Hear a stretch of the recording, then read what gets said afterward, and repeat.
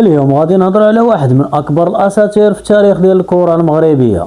واش اخوتي، مرحبا بكم في هذا الفيديو. ما تنساوش ديروا لايك وتشتركوا في القناه باش يوصلكم الجديد، باش تعرفوا اكثر على اللاعبين القدام ديال المنتخب المغربي. احمد فراس تزاد في 1946، هو اسطوره ديال كره القدم المغربيه والهداف التاريخي ديال المنتخب المغربي.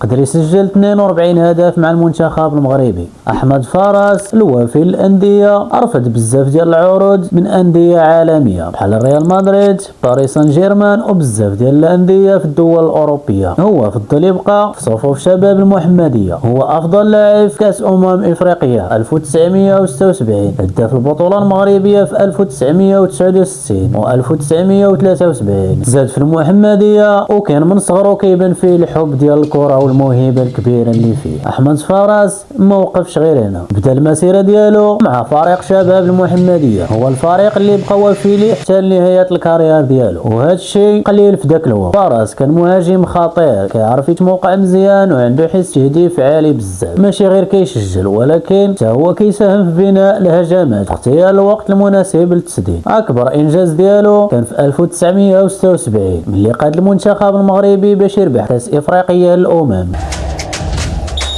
وهو اللقب الوحيد للمغرب ليومنا هذا. في ذاك التورنوا فراس كان هو القائد والنجم الاول، وكان كيتحمل المسؤوليه في المباريات الكبيره. وزيد على هذا الشيء فراس ربح الكره الذهبيه الافريقيه، وكان من افضل اللاعبين في القاره كامله. وهذا الانجاز اللي دار ما كان سهل في ذاك الوقت. باش تدي الكره الذهبيه الافريقيه في ذاك الوقت تكون لاعب ماهر وتكون كتلعب مزيان وتكون متفوق على بزاف ديال اللاعبين. ديك الوقت صعيبه بزاف باش تبين الموهبه ديالك، ولكن فراس في ذاك الوقت ثبت الوجود ديالو داخل المنتخب المغربي. وحتى من بعد الاعتزال بقى الاسم ديالو مرتبط بالتاريخ ديال المغرب، وكيعتبروه بزاف ديال الناس قدوه للجيل الجديد. وزيد على هذا الشيء فراس كان معروف حتى بالاخلاق ديالو والانضباط، وهذا الشيء خلاه محبوب عند الجمهور المغربي. للاسف احمد فراس توفى يوم 16 يوليو 2025 بعد مرض طويل وخلى وراه كبير في التاريخ ديال الكره المغربيه، وكيبقى هو من اكبر اللعابه اللي دازوا في المنتخب المغربي، وقدر يحقق بزاف ديال الانجازات مع المنتخب المغربي. وهنا غنكون وصلنا للاخر ديال الفيديو.